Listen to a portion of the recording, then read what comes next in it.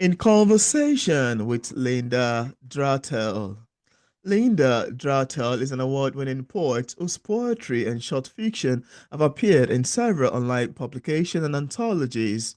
She has won award for Writer's Digest, Reader's Views, and Independent Press Award. Her poetry was a finalist for the Atlanta Review Poetry International Grand Prize and longlisted for the C&R Press Poetry Prize. Second poetry collection, The Lighter Side of Horse Manor, was recently published by Finishing Line Press. Writing has been reviewed in blogs, podcasts, and news media. Deafened and artist, she relearned to navigate social, professional, and family relationships, which she chronicled in non-fiction article. Linda co-authored a children's book, Who Want to Be Friends with a Dragon, published in 2023, which won a distinguished Favorite Award from Independent Press Award. She presented at the 2024 International Stitching Plot and Laat Doving Congress in the Netherlands about taking control of one's hearing loss journey through writing. She holds an MBA from the American University and serves on the board of the California Communication Access Foundation. And on today's episode of Auto Interview, it's my utmost pleasure, joy, and excitement to have on the show today Linda Drattell.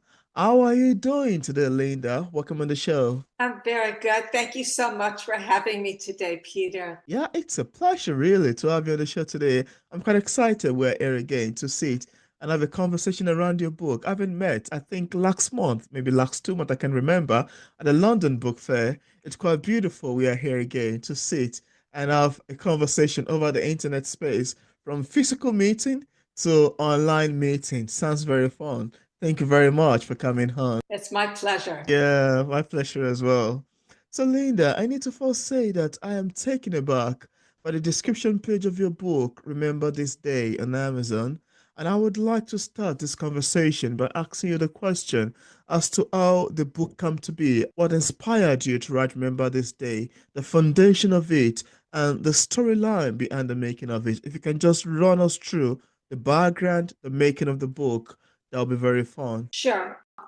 Remember This Day is a collection of poems that focus on the fear of surviving, the anguish and guilt of surviving, and compassion for those who are struggling to survive. Becoming more visual as I became deaf, I see things, I witness things as I'm walking or running through the park, and I start recording things that I see, such as the tree that's struggling to survive against raging waters after a rainstorm, or a group of goats that respect an alpha male who's struggling to still keep his position in a herd, even though he's suffering from the debilitating arthritis of old age, or a man who has passed away while sitting on a park bench, or the fact that my husband and I survived a terror attack on Wow. Bastille Day in Nice in 2016. Things like that. That's what I've written about. So I've lost my hearing when my children were young, at a time when they needed me most. Mm. And I lost my connection with my family. I lost my connection with the world. And I tried to find a way to feel relevant. And what I found is I became more aware of my surroundings. For example, in that terror attack, I realized what was happening faster than everyone else because I recognized the gunshots before everyone else did, because there was a lot of noise. There were fireworks, there was band music, but I couldn't hear any of it. But for some reason, the sound of the gunshots I could still hear. And I recognized them for what they were. And I grabbed my husband and I pulled him to safety quicker than other people could run. So things like that. But what I found, the reason I started writing my poetry was Yeah. that I was afraid to forget things. I was afraid to forget what it was like that night. I was afraid to forget, for example, when I had a horse who died of old age, Mm. and my goats, and I was afraid to forget what it was like when I raised them and Mm. what it was like, what they went through. And so I started recording things as poems. And when I did that, I released that pressure to remember things because I Mm. thought, okay, now I can forget. And if I ever want to remember, I can go back and look and see what I wrote down on the page. Absolutely. And the other thing that I found was that when I wrote things down, I wrote them in a more general way. Mm. And that way other people could connect with what I wrote. Mm. And that meant a lot to me as well. Wow. It's quite beautiful to know, really. I love listening to you talk about this. I love listening to you share about your story towards the making of Remember This Day. And I love everything you've shared so far, from the inspiration to what prompted you to write the book and to all the things you've mentioned so far. Quite beautiful, really. And I need to say thank you very much for sharing and letting us know more about the making of Remember This Day. And if you have a copy, Yes, well, beautiful cover, I was just about to ask you to show to the camera. And I can see there's an award beside it over there. What's the name of the award, and how does winning the award makes you feel as a writer? winning the award made me feel amazing. I don't know if you can see it's the Yeah, Bronze Award from Reader Views. beautiful. Being that this was my very first poetry collection, Mm, at first I thought it was crazy that someone agreed to publish my work. yeah. And it felt very good to be awarded the Bronze Award because then it justified why the publisher agreed to publish my work. So, yeah, it felt very good. Quite lovely. I love that, really. Now, Linda, I also see that you have another book titled The Lighter Side of Horse Manure. For readers who haven't read that yet, and without giving much information away, could we have a sneak of what you would expect in terms of themes and subject lines picking up the lighter side of horse manure? Sure. This is the lighter side of horse manure. Oh, nice. And the cover actually was designed by my step grandson. Oh, wow. He got me and he got the gist of my poems.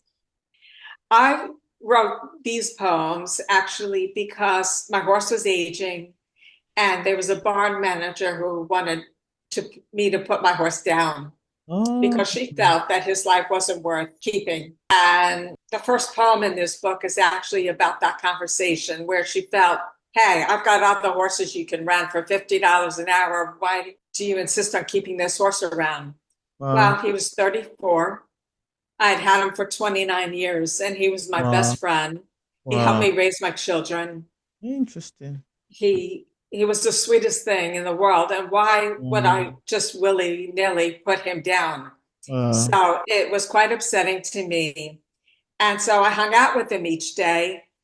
And it's very funny when you hang out with animals, you start seeing all of their silly shenanigans. And he and his horse buddies actually they chat with each other. We may not understand their language, but you see the body language, and they're nickering and they're biting Shenanigans. at each other's manes. And I hung out at the water cooler with them, and oh my God, it was like, oh, I called it a water cooler. It was a water trough, but I swear to God, it was like the water cooler in an office. Oh my So goodness. that's Oh, what I God. did. I wrote poems about the water trough, like it was a water cooler. Wow.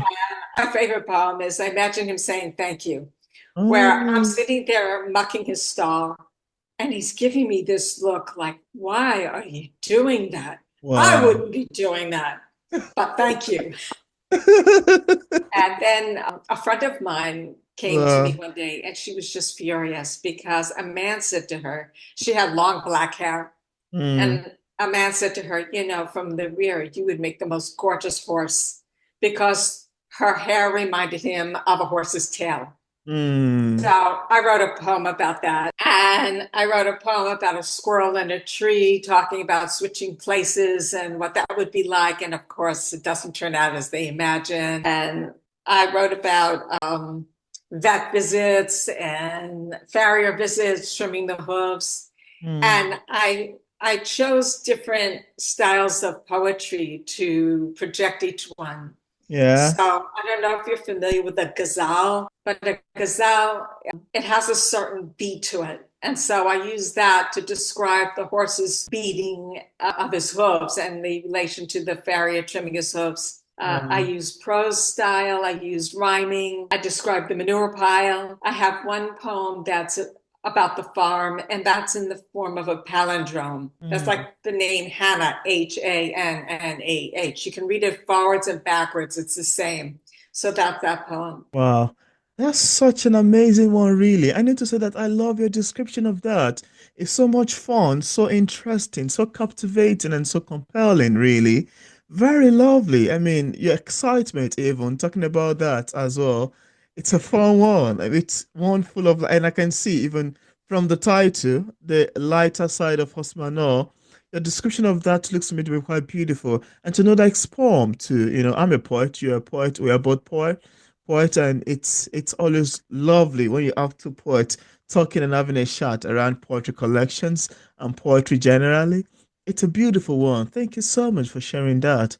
I love the sound of that, really. Thank you.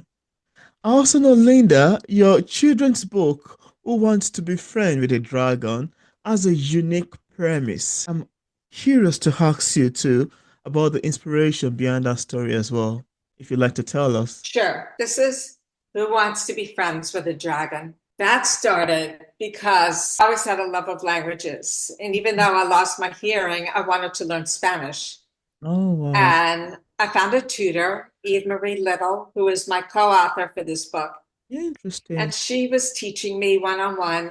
And because I had a hard time hearing, we focused on reading children's books together. And then one day she said, all right, for homework, you're going to write children's story. So we started talking about what this children's story would be like. And we started talking about a dragon, and he has all of these attributes that are different, right? He's got sharp nails and scales and a long tail, and he breathes fire. Mm. And we both got really excited about this dragon. And we were talking about the dragon. We said, the dragon's not going to feel comfortable being around other animals and people Yeah, because he feels different. He's going to yeah. isolate himself, and he's going to be shy and withdrawn, and he's not going to want to make friends, and he's not going to want to go to parties. And I said, Eve, that dragon is me because I lost my hearing. That's Mm, exactly what people who lose their hearing do. They don't want to go out. They don't want to go to parties. They mm. don't know how to socialize. They've lost their ability to Yeah, communicate. yeah. So she said, Linda, I'm half Mexican. That dragon is me because I don't fit in anywhere. Mm. So we were both laughing. And so we wrote this story together. And then Wow. we found an illustrator, Mark Vicente, Oh. and he's the son of Filipino immigrants. And he said, no, no, no, that dragon is me because I'm the son of Filipino immigrants. And he started into the story. So we were cracking up. We said, you know what? That dragon really represents anybody who's different, Yeah, whether it's religion or you're an absolutely. immigrant or you're too tall or you're not Yeah. smart enough, whatever it is that you feel Mm, that causes you to self isolate. And we absolutely. wrote this story from the dragon's perspective. Mm, Usually it's outside and it's someone being afraid of the dragon, but this is the dragon being afraid of everybody else. yeah. And then he meets a boy who accepts him exactly for who he is. Oh, wow. And it's a lovely story of acceptance. And it received a lot of kudos. The CEO of the California Communications Access Foundation wrote a blurb, several resource teachers, a Mm, teacher of the deaf. And in addition to that, the California School for the Deaf in Fremont, on their own, decided to translate it into sign language. mm. And they posted it as a video on YouTube Wow. because they so felt it had an important message for deaf students. So Mm, they did that, and they invited me to come and speak to their school. wow. So we're just very excited about that book. Oh, wow. That's quite amazing to know, really. That's quite a journey, really. Quite beautiful. And it's quite fun to know that you were invited to speak to, the school. I can imagine that will be quite a beautiful and lovely conversation. And I'm sure the students will be very excited to, to have somebody like you around. And it's quite beautiful, really, to know about the making of that too. Thank you for sharing. And to know you've got a lot of books even out there. It's something that's quite what commendable to me.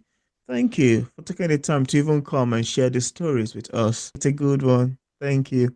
And also, Linda, many of your works touch on themes of resilience and healing.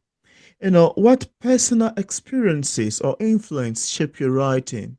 And also, do you see writing as a form of advocacy, especially for those with disabilities? Well, of course, my experiences being deaf myself Yeah, and my personal experiences, like what I explained, but what I've been through personally. yeah. But also, I worked for several years as a peer support specialist in a deaf agency, also in community relations, Mm. and as an advocate for the deaf and hard of hearing. I had to relearn how to navigate social, professional, and family relationships. And I chronicled that process through articles in newsletters, magazines, and a poetry anthology. Oh, wow. Time slows down for me as a deaf person. And what I found mostly is that I need to communicate my emotions on a page rather than verbally. It Mm. helps me. Oh, wow. I've worn many hats in my professional life. I've done financial analysis. I've been a writer, a poet. I currently serve on the board of a nonprofit that provides philanthropy support for advocacy and services for community access Oh, for disabled populations. interesting. And I'm most proud of when I serve my community. And these days, I feel I do that most properly when I'm writing. Oh, wow. That's quite amazing to know, really. I love your take on that. And I particularly love your answer to that. You saying writing as a form of advocacy, especially for those with disabilities. That's a very good one, really.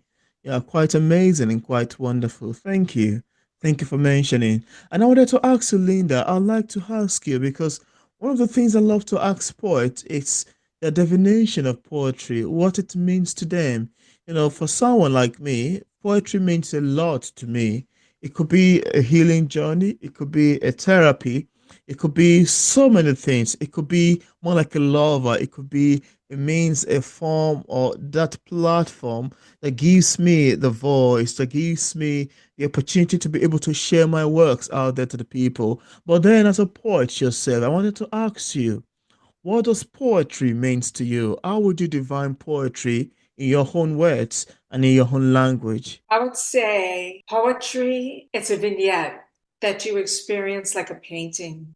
A few simple words can provide such a profound impact on somebody, Hmm. and it can provide a profound impact on yourself. Yeah. I found that with this love of language, I create stories, and this creating stories is like building a house, one Yeah. room at a time. Absolutely. Yeah. And each room can be public or private. Some rooms you Mm. don't have to ever show anybody, and other Absolutely. rooms you have to decide if you want to share.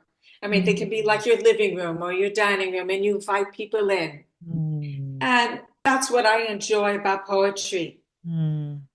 I have a poetry critique group in California because I lived 6 months in California and 6 months in Barcelona. And even when I'm in Barcelona, I would not miss a meeting for the world. And that means that the meetings for me here in Barcelona are 10 o'clock at night, while it's 1 o'clock there for them. But I wouldn't miss a meeting for the world. And Wow. everybody in this group of 9 or 10 people writes in a different style. Mm. And it's amazing. I glean so much from each one of them.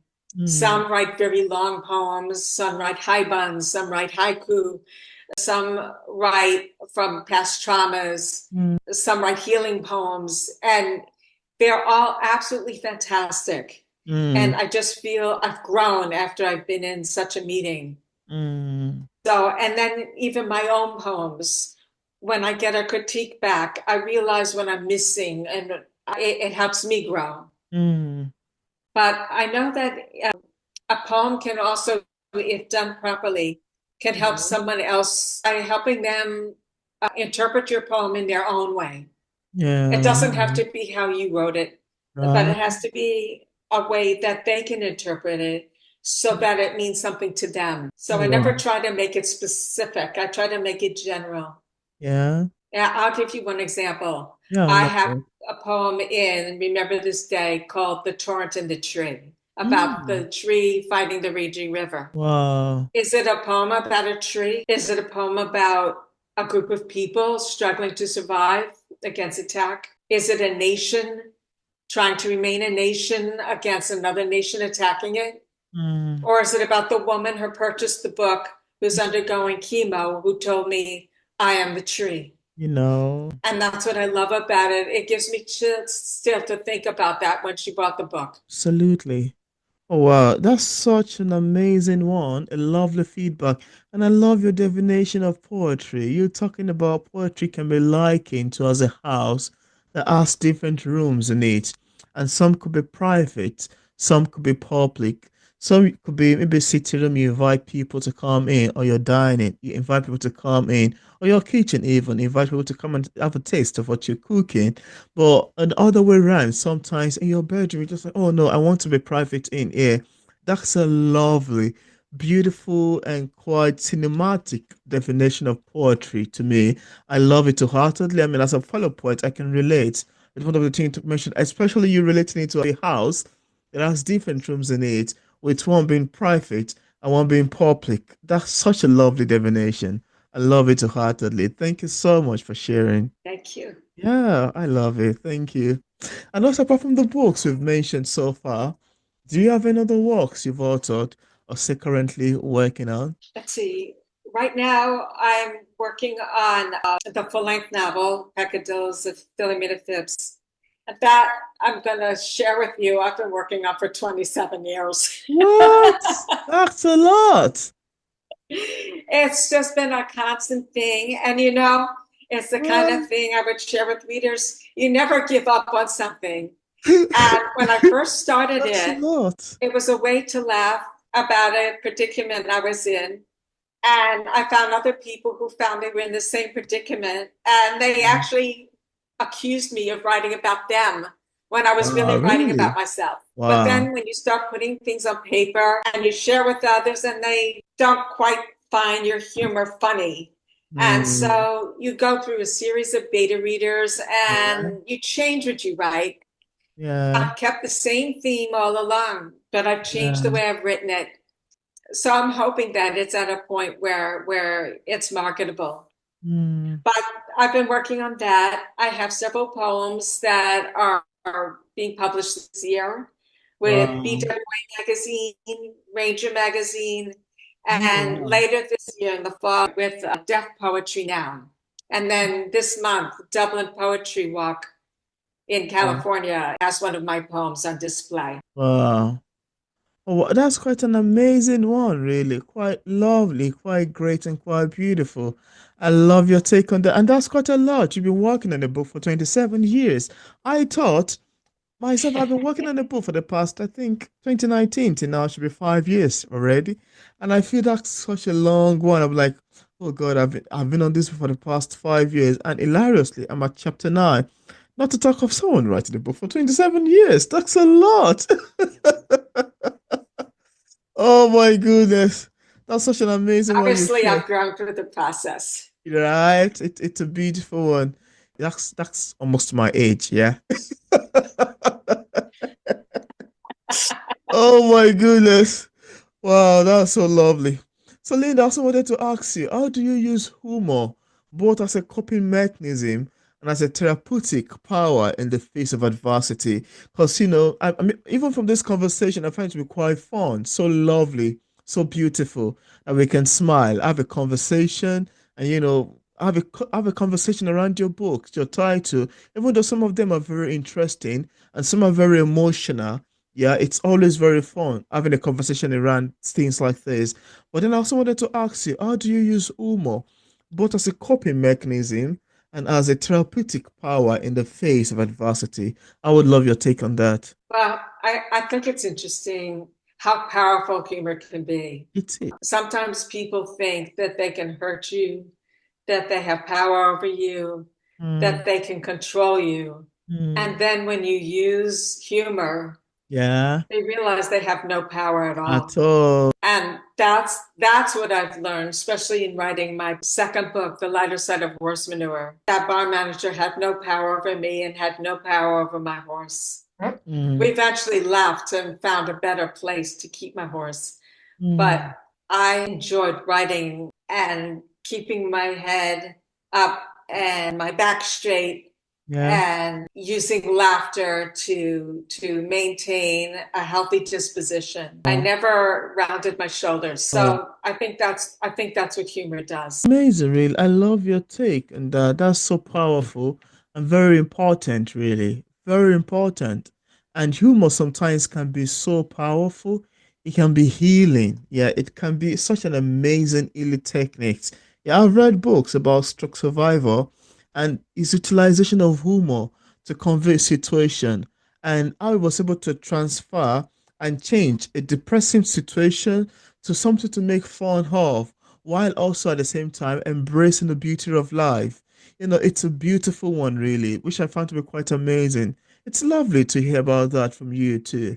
Thank you for sharing. Actually, my Peccadillos of Philomena Phipps Yeah. has is packed full of humor, Wow. absolutely packed full of humor. And I just heard back from a beta reader who said he doesn't normally read this kind of book.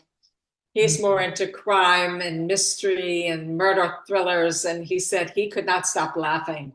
So even though it's about a subject, it's about an immigrant woman who is rejected by her white picket fence, upwardly mobile Mm. neighborhood in America. She uses humor throughout, even though she doesn't try to. I mean, I'm using the humor throughout for her, Mm. and and she succeeds, and you Wow. can't help but root on for her. That's interesting. I love your take on that. That's quite lovely and quite amazing. Before I proceed, I'd like you to show all the books again to the camera, one after the other, from the first one to the Sure. second one to the third one. Yeah, beautiful one. Amazing. Yeah. And this one. Yeah. Lovely. Lovely. This Voice. one also uses a lot of humor. Oh, beautiful Some of the illustration in pictures there. are absolutely hysterical. Lovely. Oh, Like, wow. That's like when he amazing. breathes Oh, look at fire, that. he's asked to blow out the candles on the cake. Oh, And then, of course, he screws up and everybody's covered in soot. oh, wow. So we use a lot of humor in this book as well. That's an amazing one, really. Thank you for sharing. And just in case we have some viewers who are watching this interview and would love to get a copy of any of your books, on what platform are they available on for purchase? Yes, they're all three are available on Amazon. And I think internationally, that's probably the easiest way to purchase them. If you're in the States, the publisher is Dorrance Publishing Company for the Dragon Book. And for my two poetry books, it's Finishing Line Press. But again, all three are on Amazon. That's amazing. And I left a link in the description part of this interview where interested viewers can get a copy of Linda Drattell book directly on Amazon, on Barnes& Nobles, on our website, and also on other platform. I also left a link to our social media pages for possible followings. So thank you so much, Linda, for accepting the invitation to be featured on P English Literature. Also, this conversation, it's been more than awesome. Very lovely, quite powerful, quite great, sitting down and having a conversation around the beautiful titles. I need to say it's quite beautiful, and thank you so much for coming on. It's my pleasure. And I just want to say for anybody that is thinking of getting published and is finding it very frustrating, Yeah. I want to say that years ago, I happened to be walking through a mall and I saw Brian Jacques, if you've ever heard of him. He did the Redwall series. It's 16 books right now, but at the time it Oh. was 11 books. Oh. And he had boxes. He was very humble. He had boxes of his books on the floor in the middle of the mall trying to sell them. And at the time, my son refused to read anything. And I Oh. had decided that it was just a matter of him finding the right book. And I Oh. listened to this guy speak, Yeah. and I was fascinated. And he had hardcovers and some painted pictures inside. And I was floored by them. And Wow. I bought four of them, and my son just ate them up. And he ended up reading all 11 copies of the books of his at the time. And you just don't stop. You just try your best any way you can. Absolutely. That's a lovely addition you've gotten there. That's an amazing addition. Thank you very much, Linda. This was quite great. My pleasure. Yeah.